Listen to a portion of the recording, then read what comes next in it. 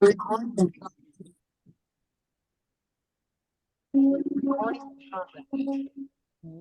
everyone, and thank you so much for being with us. Just a bit of housekeeping. We'll ask you to mute yourselves as you enter into our virtual session today with much excitement and gratitude. I'm Diana Petty. I have the true privilege of being the director of the University of Chicago Leadership and Society Initiative. And we're so glad to have you all with us for this conversation with Marc Freedman on what young leaders want from older allies. And I will continue to encourage folks to mute yourselves as you come on in, and with very much excitement for you being here. So I'll do just the quickest of context setting before we hear from our esteemed guests today. The Leadership in Society Initiative supports accomplished individuals in discerning and designing next chapters of purposes of leadership for society. We do that through a year-long cohort-based program in the university's distinctive environment for breakthrough ideas and transformational new ways of thinking through a three-part learning journey: knowing oneself, understanding the world, and envisioning the future. And of course, as you step foot on any college campus, there are many different age groups represented and interacting with each other in myriad ways.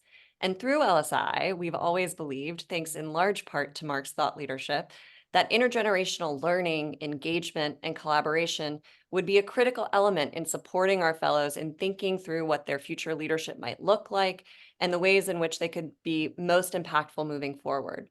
And I'll say that as we round the bend of our inaugural cohort of fellows, I think it's proven true that the opportunity to take classes alongside undergraduate and graduate students and hear the questions they're asking, the perspective they bring to societal needs, and the ways in which they're seeking mentorship and wisdom from leaders who came before them has been some of the most generative and meaningful insights of the program to date.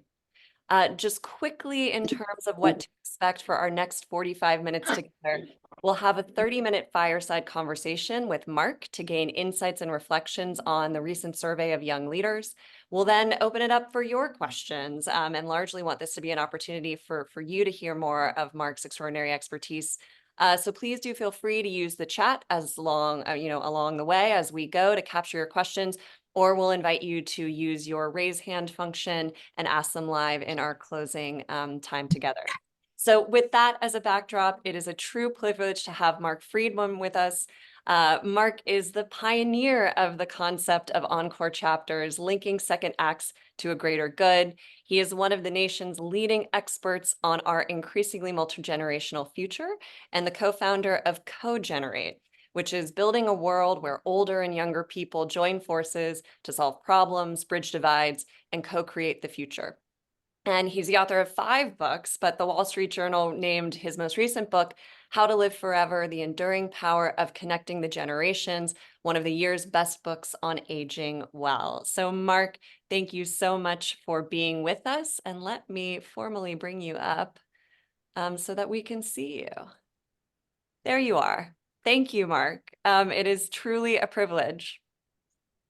The feeling's mutual, Diana, and I'm such a great admirer of LSI, unabashed. I'm practically at the point of wandering the streets of San Francisco with an LSI sandwich board. So as soon as Diana and Seth asked about participating, it was an immediate yes, and I just want to thank everybody for taking the time out today. Great. So Marc, today we want to focus with you on CoGenerate's recent study on what young leaders want from older allies. It's truly a tremendous and inspiring project. So let's start at the very beginning. I'd love to ask you to describe the origin of this study and a bit about the impetus behind the idea, what you were hoping to learn, and who all was involved. Well, maybe I'll go particularly wide just to start. So, I'm sure those of you who are involved with LSI or thinking about these issues are hearing all the time about the longevity revolution. Half the kids born in the developed world since 2000 are projected to see their 100th birthday. We've seen this doubling of the older population. but I've been struck by the importance of something that gets less attention, which is the growing age diversity of American society.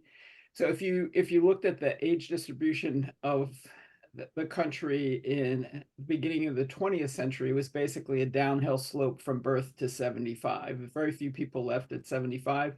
If you look at that same chart for 2024, it's a flat line. They're the same number of 17-year-olds and 61-year-olds and 22-year-olds and 3-year-olds.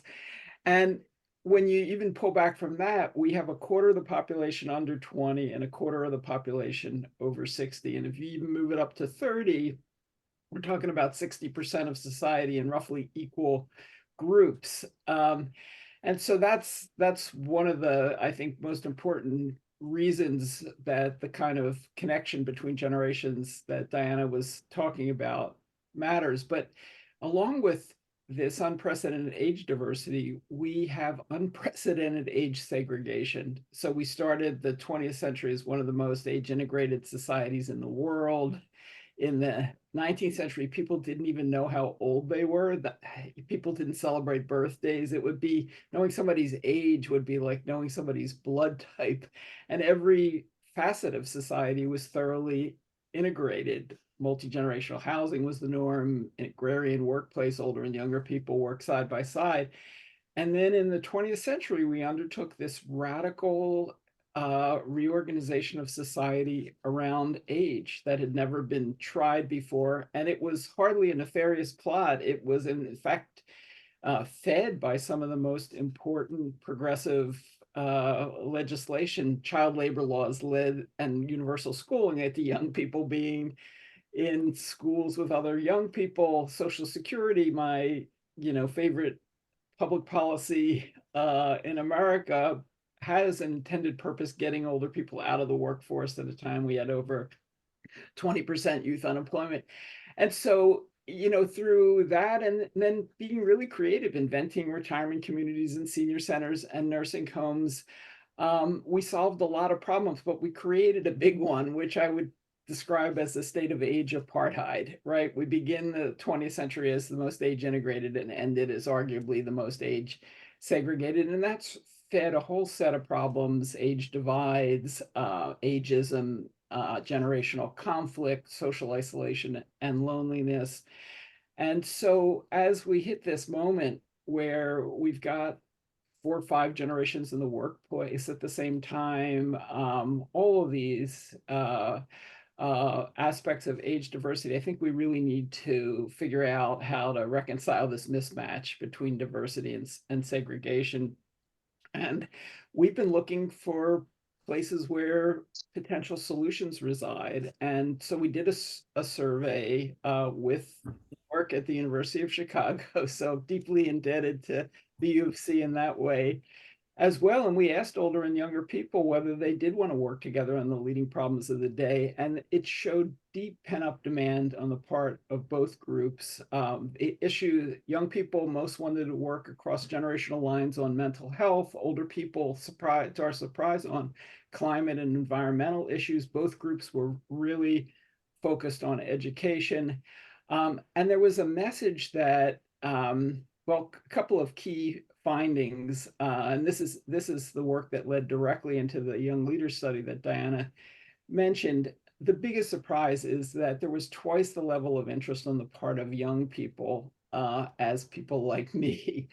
And the strongest interests of all were from young people of color. And I don't think we anticipated that going in.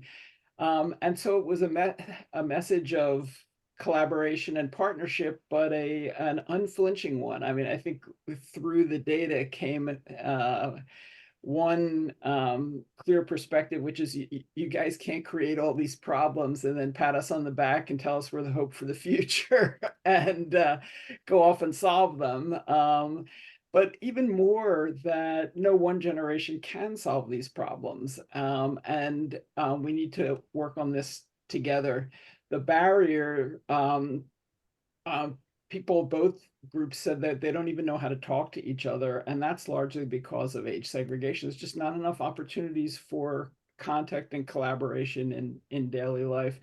So that led us to a whole set of questions. But the first was, can we learn more about the perspective of these young people who are against all of our, I think, newspaper headlines and stereotypes, seen as having no interest in working in this way, when in fact, for a segment of that population, that interest is very deep. Um, for me personally, this study was very affirming after I got over my surprise, because I was a young person who wanted to work with older people. I started this organization 25 years ago with a man by the name of John Gardner, who some of you probably knew. He was Lyndon Johnson's HEW secretary's person who introduced Medicare, founded Common Cause, a remarkable person. He was 45 years older than me at the time. And I've always been one of those young people who was interested in working in this way. So I said that, I know you've heard from Chip Conley in the past, and he has this brilliant idea of a modern elder, part wise and sage, part beginner mind, and a mentor. And I was trying to come up with a name for these young people, and I thought of them as kind of old souls. In fact, one of the people we talked to gave us that name. So and I'll talk about this some more, but I think our hope is a movement of modern elders and old souls that's focused on creating a better future for all generations. Amazing, Mark. Thank you so much for that rich context. So through the study, you interviewed, or your team and CoGenerate interviewed 31 extremely impressive young leaders, and it resulted in 8 key insights that you distilled down. And we sadly can't go through each of those, but I'd love to invite your reflections on a few of them. So to start, one of the young leaders involved spoke about elderhood, this kind of riffing on the modern elder, not as an age, but as a way of being. And this relates to one of the core takeaways of the study, that there's a misperception around generational conflict and tension between ages. So I'd love if you could share a little bit more about what those young leaders had to say around the value that they've found. I mean, your example as well, from elders in their lives, and in particular, the mindset of those elders they found to be most influential. Yeah, and it's interesting, and I don't want to come off as a Pollyanna about this stuff. I was just at a gathering this weekend where the pollster Celinda Lake uh, recounted the results of a new study they've done for the National Council on Aging, and it showed extraordinary age divides around a whole set of issues. A 60% difference between older and younger people, and some of them. And one only needs to pick up the paper in the morning to see some of the divides that are playing out deeply right now. But I think what came across in the study is that they're at coexisting with some of these disagreements is a real inchoate longing to connect, and that I think is linked in some ways to the pandemic even, but that goes back really deeply. So I won't go into this, but many evolutionary anthropologists actually believe that we became human beings in the first place because of the role between older and younger people. The grandmother hypothesis argues that the role grandmothers played allowed both parents to go out and hunt and gather in early humanity, which undergirded the long helpless period that human babies have, where they grow these big brains and become human beings. So essentially, the reason we're human is this cross-generational relationship. So that there's some deep roots in this.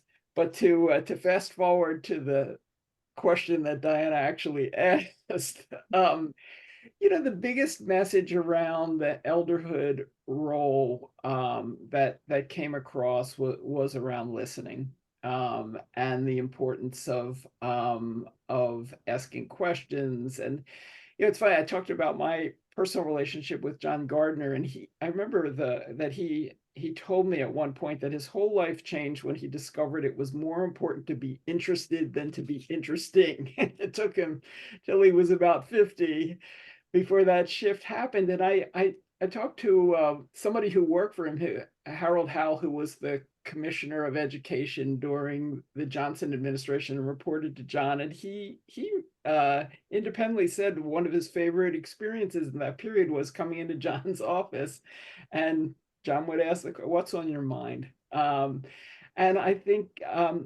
that's absolutely critical, and it ties into some of the other things we found too. But this level of interest and listening was really important across the board with the young leaders that we interviewed.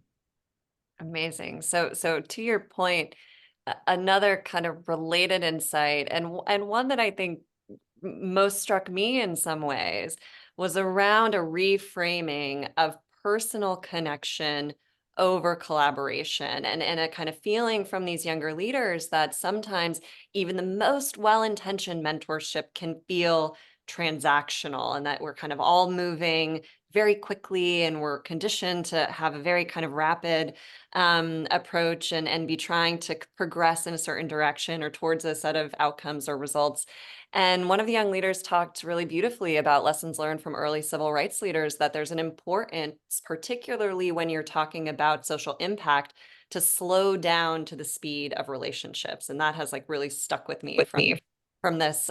So I'm wondering what, if you might say a little bit more about, this idea and how these young leaders were reframing relationships and deep connections, and what this could mean as an opportunity for bringing younger and older individuals together.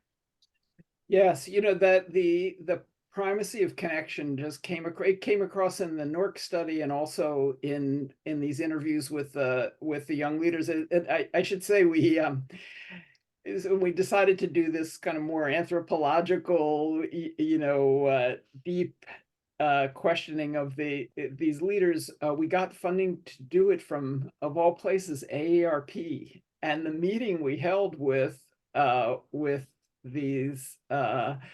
these 31 young leaders was in the boardroom of AARP. So even symbolically, it was fascinating to see all these chairs occupied by people in their teens and 20s, mostly young leaders of color.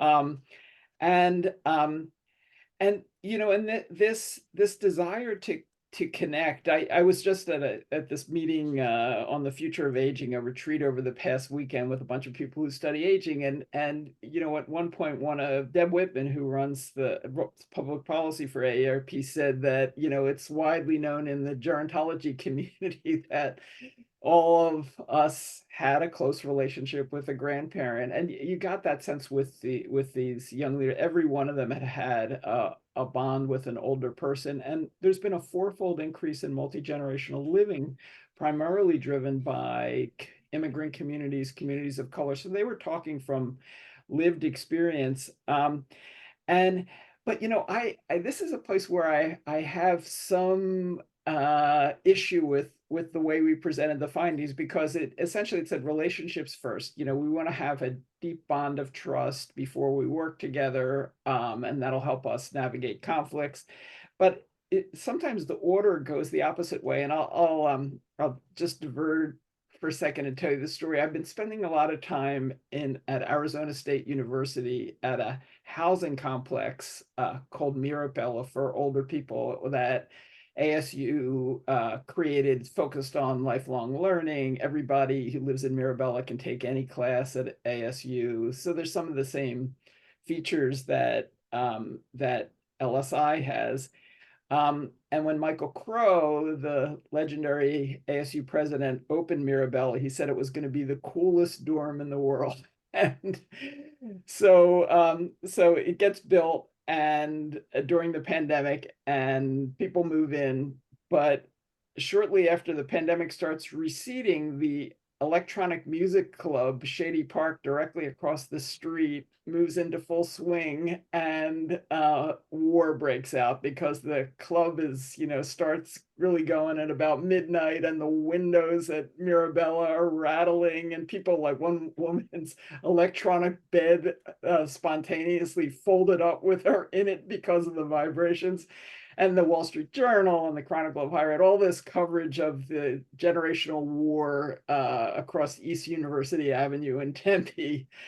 But I spent time living in Mirabella on this hall, which is populated by two groups, music-loving older people and young music graduate students at ASU, all musicians of color. And it's like an intergenerational musical utopia. And the lesson that I learned from that is, first of all, proximity, right? You know, it's one thing to battle across East University, it's another thing to be neighbors. And that brings a lot of benefit with it. But there was also purpose of, they all love music. So there was something to talk about.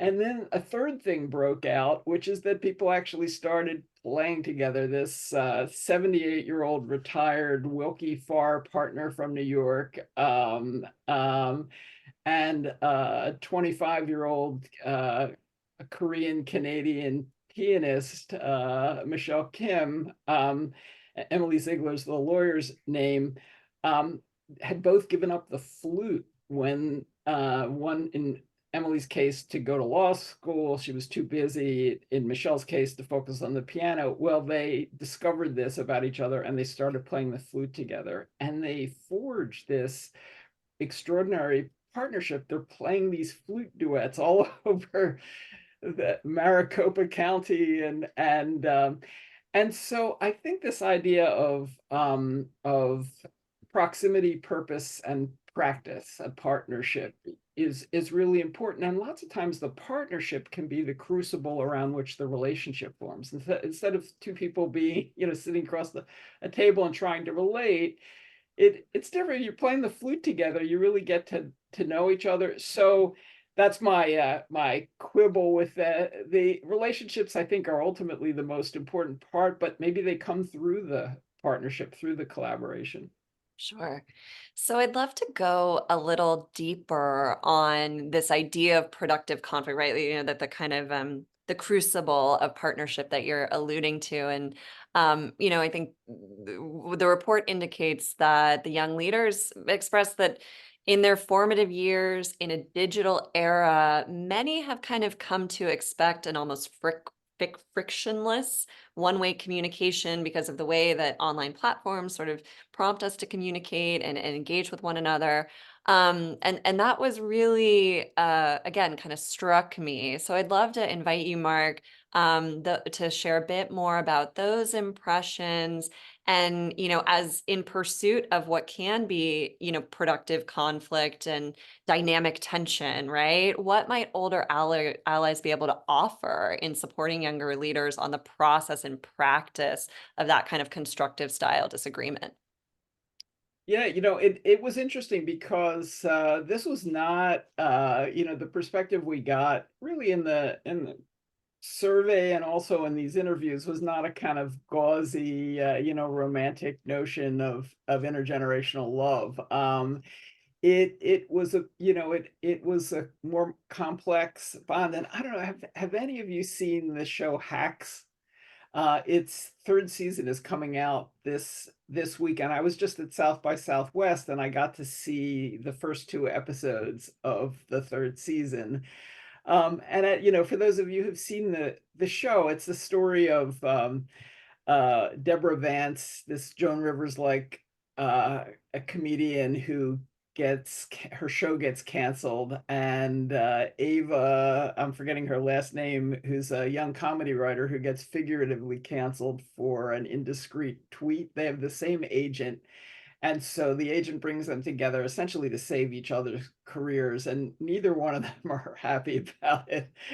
And but they do manage to save each other's careers, and in the process, they fall in love. The Times described it as a love story disguised as a hate story. And I think that could be said about generational relations today. The older and younger people, we may have some beefs, but we gotta we gotta make this work. And there's an opportunity not only to do things that no one group could do on its own, but but really to forge a kind of relationship. And I feel like there's a whole narrative around that we're seeing right in front of us in popular culture. Only Murders in the Building is an example of that. Reservation Dogs. On the sweeter side, the Luke Combs, Tracy Chapman duet at the Grammys, and Brandi Carlile and Joni Mitchell. So I think that the story that these young leaders was telling actually paralleled the story that we're seeing in the popular realm. And I think it's a story for our times, but it's not an uncomplicated story. Yeah. A quick shameless plug and aside that if we have music lovers in our audience, Mark has a beautiful blog post on the best intergenerational music collaborations. That is a really fun playlist. So I would encourage everybody to check that out. So Mark, I have just one more question for you before I want to open it up to hear more from our audience. So again, a reminder to folks, please feel free to drop things into the chat. I see several already there, so thank you.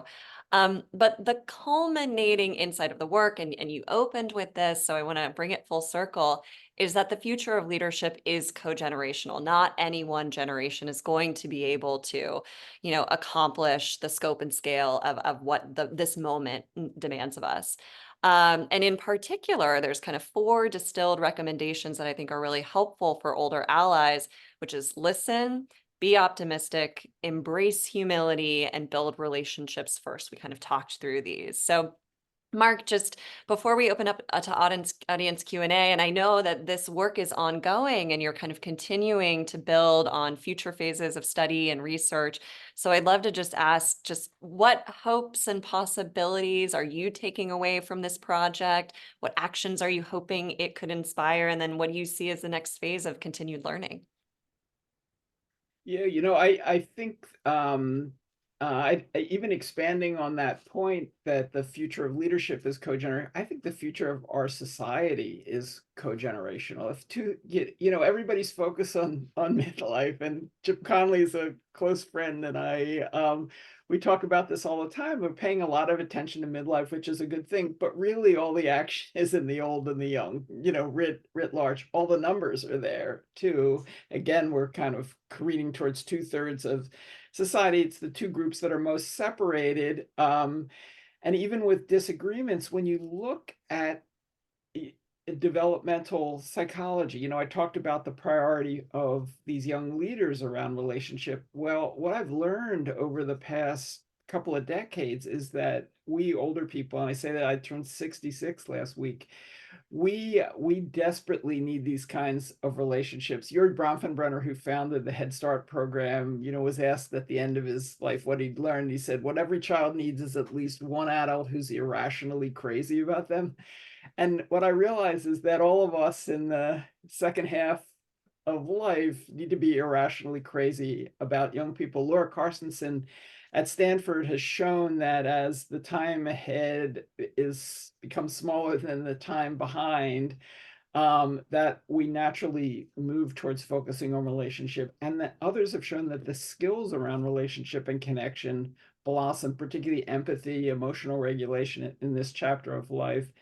And the Harvard Study of Adult Development, which distilled its findings in the Good Life book last year, has found that older people who connect and collaborate with younger people are 3 times as likely to be happy as those who fail to do so. And George Valand, who ran the study for 40 years, he has this great phrase, biology flows downhill.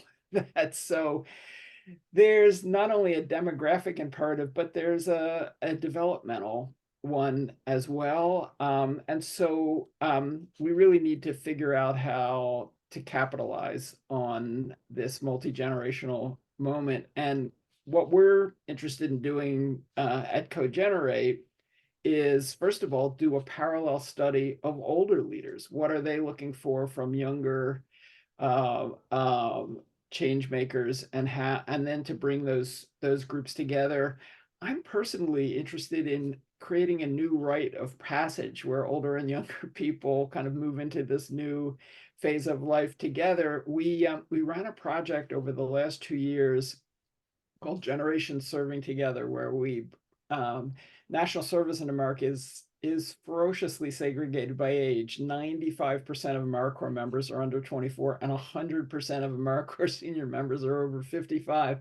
They're working on the same issues in the same neighborhoods, in the same buildings, in adjacent classrooms, and the twains don't meet. So we gave out grants to 8 organizations around the country to connect and collaborate in this co-generational way. And it was a huge success. And it showed that the jigsaw puzzle is not just emotional, but also skill wise. Arthur Brooks, in his book From Strength to Strength, which I'm sure many of you have read, talks about young people having fluid intelligence, older people having crystallized intelligence, that no workplace should be without both of those elements. So one of the things we're interested in doing beyond the further research is to create an intergenerational service corps where older and younger people can work together on the most important issues of the day and fall in love in the process. So, Oh, Mark, well, just first and foremost, thank you for sharing your wisdom with us and just your tremendous vision for this possible version of the future and the very, very concrete efforts and actions you are moving forward and advancing to make that manifest. So we are in your debt, and I'll say for LSI's part, we are glad to be followers in this future co-generational movement that you are a leader of. So let me turn over to a few audience questions as they trickle in. One comes from Stephen. Thank you. So, Mark, in your experience, what would you see as some of the most significant gaps in understanding between young leaders and their elders, and kind of narrowing in on those areas of disconnect? How can we bridge these gaps and foster meaningful intergenerational relationships that are mutually beneficial? um, I, of course, only have the beginnings of a partial answer to that, but it comes from this idea that when we chopped up life according to age, that we lost a sense of the wholeness of life.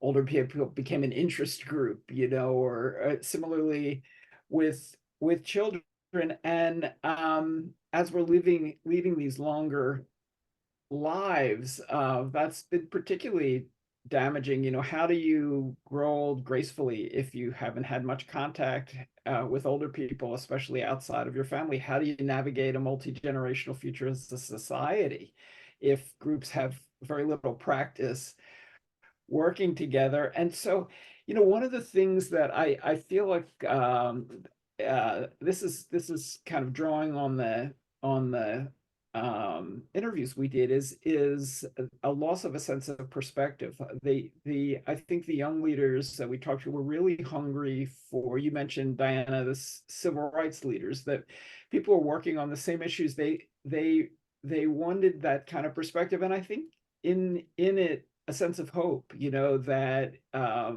if you haven't succeeded in working on something for 5 or 10 years, it doesn't mean that you're failing. So, and I think for the older people, it was so interesting to me, and I realize I'm veering off from Stephen's question, but that there was this essential kind of coalescing around the future, because what we've learned about age is that Eric Erickson, who invented this idea of, or labeled this idea of generativity, said that the hallmark of successful development in later life could be encapsulated in the phrase, "I am what survives of me." And these young people are what's surviving of us and their work. So there was this surprising coalition around people who are going to live in this future and people who won't, but who are connected to it nonetheless. And that all comes back to, I think, this broader sense of perspective on both parts. Great. So somewhat related, a question from a different Stephen. A few moments ago, you talked about that young leaders are not just looking for expertise or perspective or wisdom, but there's skills that are in demand too that they're looking for. And so, Stephen asks if you might say a little bit more about what specific skills seem to be most in demand. Um, Well, I think it's interesting. Maybe I'll start with an analog. I don't know if any of you have heard of this study that BMW did. They had three assembly lines, one entirely of older workers, one of younger workers, and a mixed age assembly line. And this is a little bit stereotypical, but the line of older workers was relatively error-free, but on the slower side. The line of younger workers was much faster, but riddled with errors. The mixed line was fast and error-free, and I always think of that as a great analog for what the generations can bring together in producing um, uh, things, including social change. So I think that it's kind of a little reductionist in terms of understanding that, um, but I do think we need to get more clear about whether it's fluid and crystallized intelligence or some other formulation about what are the unique pieces of the puzzle that the generations are bringing. But I think there's a lot to be encouraged about that. Essentially, we're better together. So, Mark, you and I spoke about this briefly before we began the session. But of course, since October 7th and over the past week and a half, acutely, we're seeing a popping up of student activism across university campuses. And Anthony asks, how would you frame the issue and potential benefits of your current model of leadership that could impact or make a difference in what is happening today at universities that we see? With the many student demonstrations, any thoughts on applicability to today's current environment? I'm really glad that you asked that question. And again, I don't pretend to have any answer, but it relates in some ways to the last question too. And I wanted to read a quote. The Chronicle of Philanthropy has a new section called The Commons. And in their first issue, they had an interview between two people I admire greatly. Eric Liu, who founded Citizens University, interviewed Robert Putnam, who is the author of Bowling Alone and numerous books, and really it's great kind of encore career example because he wrote Bowling Alone when he was 60, and he's written three masterful books since then. In some ways, has arguably had the biggest impact in this period of his life. He's 83 now, and Eric asked him a question about what it's going to take to create a better future, and Putnam responded, young people are better at leading revolutions. Old people are better at knowing that we need revolutions. I'm old enough to know kids, even my children, have never lived in a period in which things were actually getting better. They've lived in a period in which things have been steadily getting worse.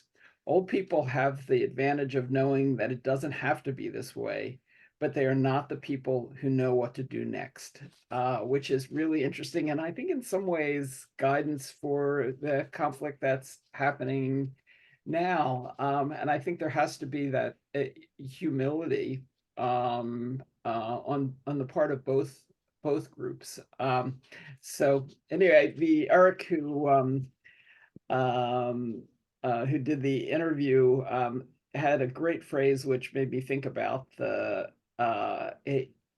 current situation and also the possibilities for the future. He argues that this new generational math is often seen as a source of degeneration, and we see evidence of how it could be, especially in relations over the campus protests, but also has this great potential for regeneration. And his argument is that the salvation from degeneration and the road to regeneration is through cogeneration. It's through what we can do together.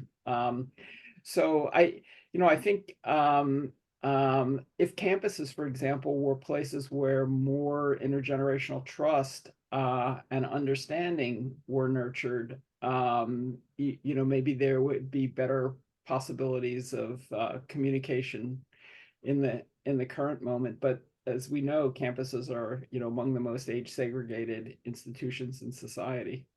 Yeah.